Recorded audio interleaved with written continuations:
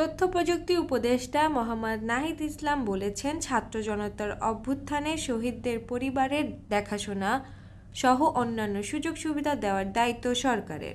বৃহস্পতিবার সচিবালয় মন্ত্রণালয়ের অফিস কক্ষে এক শহীদ পরিবারের সঙ্গে সাক্ষাৎকারের সময় তিনি একথা জানান। সাভারের বাইপাইল ছাত্র জনতার অভ্যুত্থানে গত ৫ আগস্ট পুলিশের গুলিতে নিহত হন মোহাম্মদ রমজান আলী। তার পরিবার আজ নাহিদ ইসলামের সঙ্গে সাক্ষাৎ করেছেন। এই সময় উপদেষ্টা নাহিদ বলেন, গণ অভ্যুত্থানের সময় ছাত্র জনতা রাস্তায় নেমে এসেছিল। তাদের রক্তের বিনিময়ে আমরা নতুন বাংলাদেশ পেয়েছি।